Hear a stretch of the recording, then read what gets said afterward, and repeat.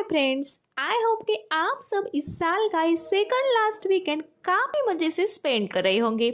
आपके इसी मज़े को दुगना करने में आपके लिए लेकर आई हूँ एक बढ़िया सी मर्डर मिस्ट्री मूवी को, जिसका सस्पेंस आखिरी मिनट तक बना रहता है और इस मूवी में एक इमोशनल एंगल भी है। मैं बात कर रही हूँ योगी, इस तमिल और मलयालम भाषिक मूवी के बारे में। ये मूवी एक बायलिंगुअल मूवी है। इसे डिटेल में जानने से पहले अगर आपने मेरे चैनल को अब तक सब्सक्राइब न किया हो तो प्लीज़ कर दीजिए और वीडियो को एंड तक देखकर इसे लाइक कर मुझे सपोर्ट ज़रूर करें। इस रिक्वेस्ट के साथ हम बढ़ते हैं योगी के डिटेल एक्सप्लेन की ओर। कहानी के फर्स्ट सीन में हम देखते हैं कि एक प्रेग्नेंट लेडी रास्ते में खड़े होकर रो रही होती है। इसी बीच उसके पास एक कार आकर रुकती है जिसमें वो बैठ जाती है और कहीं चली जाती है। सीन यही कट होकर हमें अगले सीन में दिखाया जाता है कि फेमस एक्टर गुरु प्रसाद इनके पास एक एस्पायरिंग डायरेक्टर अपने फिल्म का प्रपोजल लेकर आता है और किसी बड़े पुलिस वाले के रेफरेंस से आया होता है। स्टोरी में कुछ दम ना होने की वजह से गुरु प्रसाद बातें बनाकर उस प्रपोजल को टाल देता है। दूसरे सीन में हम देखते हैं कि नंदा कुमार नाम के एक डिटेक्टिव को उसकी कार एक्सीडेंट का सपना आता है जिसमें उसने अपने वाइफ को खो दिया है। ये दिखने पर उसकी नींद खुल जाती है और वो एकदम शॉक होकर उठ जाता है। इसके बाद उसे रिटायर्ड डीसीपी पुरुषोत्तम इनका कॉल आता है जो उसे एक लड़की के मिसिंग केस की इन्वेस्टिगेशन करने बोलते हैं। मामला क्या है ये पूछने पर वो बताते हैं कि मेरी दूसरी वाइफ की बेटी मिसिंग है और उसे मैं खोज रहा हूँ। मेरे दूसरे शादी के बारे में किसी को पता नहीं है, इसलिए तुमसे इन्वेस्टिगेशन करवाना चाहता हूँ। प्लीज़ किसी को इसके बारे में मत बताना और कल मेरा एक खास ऑफिसर राजकुमार तुम्हारे पास सारे डिटेल्स लेकर आएगा। उससे मिल लेना और ज़रूरत पड़ने पर उसे भी अपने साथ इन्वेस्टिगेशन में ले लेना। इसके बाद राजकुमार अगले दिन नंदा से आकर उनके ऑफिस में मिलकर एक फाइल देते हैं जिसमें उस मिसिंग लड़की की सारी डिटेल्स होती है। हमें फोटो से पता चलता है कि शुरुआत सीन में दिखाए गए उस प्रेग्नेंट लेडी को ही वो ढूंढना चाहते हैं और उसका नाम था कार्तिका। इसके बाद नंदा अपने टीम मेंबर्स और राजकुमार इनके संग कार्तिका के मिले एक एड्रेस पर जाने निकलते हैं। दूसरी ओर होम मिनिस्टर स्वामी नाम के एक आदमी को बुलाकर रिटायर्ड डीसीपी पुरुषोत्तम इनको ढूंढने बोलते हैं क्योंकि उनका हाथ एक ड्रग स्मगलिंग केस में होने की जानकारी उनके पास होती है। और कुछ ही दिन पहले डीसीपी पुरुषोत्तम फोर्स से वॉलंटरी रिटायरमेंट लेकर कहीं गायब हुए होते हैं। स्वामी जो दिखने में तो एकदम गुंडे जैसा होता है वो होम मिनिस्टर को अपने मोबाइल पर एक लड़की की फोटो दिखाता है और बोलता है अगर हम इस लड़की तक पहुंच गए तो हमें पुरुषोत्तम मिल जाएगा क्योंकि इस लड़की का पुरुषोत्तम के साथ कुछ पर्सनल कनेक्शन है। फोटो से एक बात हमें समझ में आती है कि वो लड़की कार्तिका तो नहीं होती क्योंकि कार्तिका की फोटो हमने नंदा के ऑफिस में पुरुषोत्तम ने दिए फाइल में देखी थी। इसका मतलब अब दो अलग अलग लेडीज की खोज चल रही है और उन दोनों का पुरुषोत्तम से कनेक्शन होता है। फिर होम मिनिस्टर से इजाजत लेकर स्वामी चला जाता है। इधर नंदा मिले एड्रेस के मदद से कार्तिका के घर आ जाता है। वह पूछताछ करने पर घर में रहने वाले लोग कार्तिका के बारे में कुछ भी जानकारी होने के बारे में मना कर देते हैं, मगर वहां नंदा के टीम मेंबर शालिनी को एक वॉल पे कार्तिका नाम लिखा दिखता है। इसके बाद वो सभी वहां से आगे अड़ोस पड़ोस में कार्तिका की फोटो दिखाकर इंक्वायरी कर रहे होते हैं। वहां से कोई जानकारी हासिल न होने पर नंदा जब बाहर आता है तब दो लोग तेजी से बाइक पर बैठकर उसके पास आकर उसका फोन चुरा कर भागने लगते हैं। उसी वक्त पुलिस ऑफिसर राजकुमार एक रिक्शा में बैठकर उनका पीछा करने लगते हैं, मगर एक मोड़ पर अचानक से वो उन लोगों को पीछे छोड़कर दूसरे ही रास्ते निकल जाते हैं। जब बात देखकर नंदा हैरान हो जाता है। इसके बाद राजकुमार अपने घर पर आ जाता है जहां उसकी वाइफ पवित्रा काफी दर्द में जमीन पर लेटी हमें दिखती है। राजकुमार उसे उठाकर एक व्हील चेयर पर बिठा देता है। इसके बाद उसे खाना खिलाकर कोई इंजेक्शन लगा देता है। इस सीन से हमें पवित्रा कोई बीमारी से पीड़ित है इस बात का अंदाजा आता है। इसके बाद नंदा डीसीपी पुरुषोत्तम इनके घर उनको मिलने जाता है। तब उसे उनके वाइफ और बेटे से पता चलता है कि वो रिटायरमेंट के बाद से वहाँ नहीं रहते हैं और उनका फोन भी बंद होता है। जब समय मिले तो वही उनको कांटेक्ट करते थे। इसके बाद नंदा अपने टीम संग पुलिस ऑफिसर राजकुमार के घर आता है। वो उसको हमारे साथ कार्तिका के उसी घर चलने उनको बोलता है। तभी उन्हें वहां सो रही पवित्रा दिखती है। इसके बारे में पूछने पर राजकुमार बताता है, ये मेरी वाइफ पवित्रा है। शादी के कुछ दिनों के बाद एक बाइक एक्सीडेंट में उसके दिमाग को गहरी चोट लगने की वजह से वो पैरालाइज्ड हो गई है।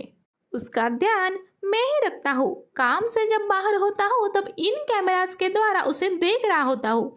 इसका मेरे सिवा इस दुनिया में कोई नहीं है, इसलिए मैं अब पूरी जिंदगी इसकी सेवा करूंगा। ये बातें सुनने पर नंदा और उसके टीम मेंबर्स काफी भावुक हो जाते हैं और उनको राजकुमार से काफी हमदर्दी हो जाती है। फिर वो सब कार्तिका के उसी घर जाने निकलते हैं जहाँ सुबह उन्होंने उसका नाम दीवार पर लिखा देखा था। वह स्वामी अपने लोगों संग एक गवर्नमेंट ऑफिसर से पुरुषोत्तम के बारे में जानकारी इकट्ठा करने में लगा होता है, मगर उसे कुछ जानकारी मिल नहीं पाती। कार्तिका के घर पहुंचने पर नंदा को कुछ भी नहीं मिलता और रात के अंधेरे में उस घर की तलाशी ले रहे होते हैं। उसी बीच वो घर में रहने वाले लोग लौट आते हैं। तब उनकी आहट सुनकर सभी लोग छुप जाते हैं। जब वो लोग लॉक ओपन कर घर आते हैं तब नंदा उनको दीवार पर कार्तिका के नाम के बारे में पूछता है। तब वो बताते हैं कि हम लोग तो 1 महीने पहले ही यहाँ आए हैं, हमें कुछ ज़्यादा पता नहीं। आप चाहिए तो इस घर के मालिक मृत्यु स्वामी को मिलो। इसके बाद नंदा जब मुत्तु स्वामी के पास जाता है तब शुरुआत में तो इन्फॉर्मेशन देने से नाटक करता है, मगर उसको 2 थप्पड़ लगाने पर वो बता देता है कि कार्तिका मेरे मकान में 6 महीनों से रह रही थी। वो प्रेग्नेंट थी और उसे चेक करने एक नर्स डेली आती थी। कार्तिका ज़्यादा बाहर नहीं जाती थी। एक दिन अचानक से कार्तिका गायब हुई। इसके बाद 2 महीने वेट करके मैंने मकान दूसरे को रेंट पे दे दिया। मुझे लगा आप कार्तिका के रिश्तेदार हो और डिपॉजिट की पैसे मांगने आए हो, इसलिए मैंने शुरुआत में कोई जानकारी नहीं दी। फिर नंदा अपनी टीम संग वहां से लौटकर ऑफिस आने लगता है। तब कार में उसकी असिस्टेंट शालिनी के द्वारा कार्तिका और पुरुषोत्तम का क्या रिलेशन है पूछने पर उसे सब सच सच बता देता है।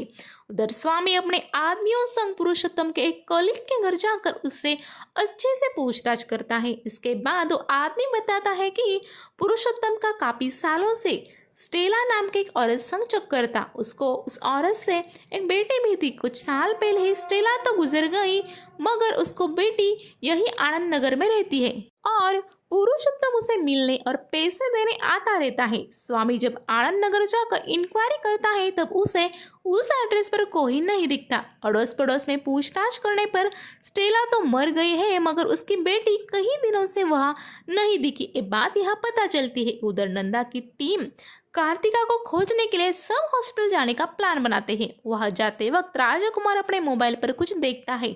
इसके बाद वो नंदा को गाड़ी रोकने बोलता है। नंदा उसके बात को इग्नोर कर देता है और गाड़ी आगे ही बढ़ाता है, जिस पर नाराज होकर राजकुमार गाड़ी का स्टीयरिंग घुमा देता है और गाड़ी को रोकने पर मजबूर कर देता है। फिर वही गुस्से से गाड़ी से उतरकर बाहर निकल जाता है। इस घटना से नंदा को काफी गुस्सा आता है। राजकुमार अपने घर पर आकर देखता है कि पवित्रा रूम में नहीं है। उसे सब जगह ढूंढने पर उसे वो घर के एंट्रेंस के पास पड़ी दिखती है। उसे वहां से उठाकर राजकुमार उसे रूम में लाता है और उसके जख्मों पर पट्टी कर देता है। शालिनी सब हॉस्पिटल में जाकर कार्तिका की फोटो दिखाकर पूछताछ जारी रखती है। एक सिटी हॉस्टल में उसे वहां की एक क्लीनिंग लेडी के द्वारा यह बात पता चलती है कि कार्तिका यह ट्रीटमेंट के लिए आती थी और वो हमेशा डॉक्टर चंद्रिका को मिलती थी। इसके बाद डॉक्टर चंद्रिका की डिटेल्स लेकर शालिनी नंदा के साथ साथ राजकुमार को भी फॉरवर्ड कर देती है। जब वो सब कुछ घंटों बाद डॉक्टर चंद्रिका के घर पहुंचते हैं तब उन्हें डॉक्टर चंद्रिका ने सुसाइड किया है यह दिखता है। नंदा को यह सुसाइड नहीं बल्कि मर्डर है ऐसा लगता है, जिस वजह से वहां वो अपने टीम को अच्छे से छानबीन करने बोलता है। वह राजकुमार को एक ब्रेसलेट का टुकड़ा दिखता है जो नंदा के हाथ के ब्रेसलेट जैसा ही होता है। वह यह बात शालिनी को भी बताता है। इसके बाद शालिनी को भी अपने बॉस नंदा पर डाउट होने लगता है। इसके बाद हमें फ्लैशबैक में दिखाई देता है कि एक गाड़ी का एक्सीडेंट हो जाता है। इसके बाद कार्तिका सिटी हॉस्पिटल में आ जाती है। वह वो इंक्वायरी करती है कि कुछ घंटों पहले जिस आदमी का एक्सीडेंट हुआ था वो कहाँ है। मैं उस आदमी की बीवी हूँ। इसके बाद से डॉक्टर चंद्रिका से मिलने कहा जाता है। जब उनके केबिन के बाहर जाती है तो उसे अंदर फेमस एक्टर गुरु प्रसाद अपने वाइफ समेत डॉक्टर चंद्रिका से बात करते हुए दिखाई देता है। दरअसल गुरु प्रसाद इनको बच्चा नहीं हो रहा था और इसी वजह से वो कपल डॉक्टर के ट्रीटमेंट ले रहे थे। डॉक्टर चंद्रिका कार्तिका को देखकर बाहर आकर उसे बताती है कि तुम्हारे पति की हालत क्रिटिकल है, अगर उसे बचाना है तो तुम्हें फौरन 50 लाख का इंतजाम करना होगा क्योंकि हमें एक बड़ा ऑपरेशन करना पड़ेगा। यह सुनकर कार्तिका के पैरों तले जमीन फिसल जाती है क्योंकि इतने पैसे ना ही उसके पास होते हैं और ना ही उसका कोई रिश्तेदार भी होता है। फिर डॉक्टर चंद्रिका उसे बोलती है कि तुम गवर्नमेंट हॉस्पिटल में अपने पति को लेकर जाओ। बेचारी कार्तिका टेंशन में आकर वहां बैठी होती है। इसके कुछ वक्त बाद डॉक्टर चंद्रिका उसे बताती है कि तुम्हारे पति के ऑपरेशन का पूरा खर्चा उठाने के लिए एक्टर गुरु प्रसाद रेडी है, मगर उनकी एक शर्त है। शर्त यह है कि तुम्हें उनके बच्चे की सरोगेट मदर होना पड़ेगा। यह सुनने के बाद कोई चारा न होने के कारण कार्तिका को शर्त मंजूर कर लेती है। इसके बाद कार्तिका के बॉडी में डॉक्टर चंद्रिका सीमन इंजेक्ट देते हैं। फिर उसे बताया जाता है कि तुम्हारे पति को ठीक होने में समय लगेगा। इसी बीच तुम्हें एक रेंटेड अपार्टमेंट में रहना होगा जो शहर से दूर होगा और तुम्हें अपनी आइडेंटिटी छुपानी होगी क्योंकि एक केस बड़े सेलिब्रिटी का है। इसके बाद कार्तिका उसी फ्लैट में शिफ्ट होती है जिसे हमें स्टोरी में दिखाया गया था। वहां से बाहर कहीं नहीं जाती थी। उसे चेक करने रेगुलर एक नर्स आती थी, मगर 6 महीने बाद वो नर्स अचानक से आना बंद हो गई और डॉक्टर चंद्रिका से भी कार्तिका कोई संपर्क नहीं हो पा रहा था। इसलिए कार्तिका डॉक्टर चंद्रिका से मिलने सिटी हॉस्पिटल जाती है। वहां जाकर उसे पता चलता है कि अब एक्टर गुरु प्रसाद को यह बच्चा नहीं चाहिए क्योंकि उनके बीवी संग तलाक हो गया है। इस सुनकर कार्तिका बाहर आती है। तब उसे वही नर्स मिलती है जो उसे देखने उस रेंटेड घर में आती थी। तब कार्तिका को एक सच बता देती है कि गुरु प्रसाद में ही प्रॉब्लम था और उसने तुम्हारे बदन में किसी और के ही सीमन इंजेक्ट करवा दिए थे। जब यह बात उसके बीवी को पता चली तब उसने उससे तलाक ले लिया। तुम्हारे पति का एक्सीडेंट काफी मामूली था, मगर तुम्हें इस प्लान में फंसाने के लिए ही गुरु प्रसाद और डॉक्टर चंद्रिका ने तुम्हें बड़ा एक्सीडेंट हुआ है यह बताया था। तुम्हारे पति कहाँ है यह तो मुझे नहीं मालूम, लेकिन उन्हें उसी दिन कहीं लेकर गए थे जब तुम यहाँ पहली बार आई थी। यह सच जानने के बाद कार्तिका जाकर डॉक्टर चंद्रिका से मिलती है और उन्हें बताती है कि मुझे सब सच पता चल गया है। अगर तुम लोगों ने मुझे मेरे पति से नहीं मिलवाया तो मैं तुम्हारा ये सारा सच मीडिया के सामने बता दूंगी और तुम्हारी रेपुटेशन की वाट लगा दूंगी। इसके बाद डॉक्टर चंद्रिका चुपके से गुरु प्रसाद को कॉल कर सब हालात बताती है, जिस पर गुरु प्रसाद बोलते हैं कि कार्तिका को मेरे यहाँ ले आओ, बाकी का मैं देख लूंगा। इसी वजह से डॉक्टर चंद्रिका अगले दिन कार्तिका को बस स्टॉप से कार में बिठाकर एक जगह ले जाती है जो हमें कहानी के फर्स्ट सीन में दिखाया गया था। यह सब जानकारी नंदा जान लेता है। इसके बाद वह जाकर गुरु प्रसाद के नौकर से पूछताछ शुरू करता है। उससे वहां जाकर क्या हुआ था यह बात उसे पता चलती है। कार्तिका वहां जाकर काफी तमाशा करती है। यह देखकर गुरु प्रसाद उसे जोर से धक्का दे देता है। इसके बाद वो पेट पर गिर जाती है। फिर गुरु प्रसाद अपने पैरों से उसके सर को दबाने लगता है, जिस वजह से कार्तिका की मौत हो जाती है। मामले को दबाने के लिए गुरु प्रसाद डीसीपी पुरुषोत्तम से मदद मांगता है। बदले में वो उसके बेटे के फिल्म में काम करने के लिए भी रेडी होता है। स्टोरी के शुरुआत में हमने देखा था कि एक डायरेक्टर गुरु प्रसाद की स्टोरी लेकर आता है। दरअसल वो पुरुषोत्तम का ही बेटा होता है। इसके बाद पुरुषोत्तम अपने कुछ लोग वहां भेजकर कार्तिका के बॉडी को एसिड से जलाकर एक सुनसान जगह ठिकाने लगा देता है। यह सब बातें नंदा गुरु प्रसाद के नौकर से जान लेता है। तभी उसके साथ राजकुमार भी होता है।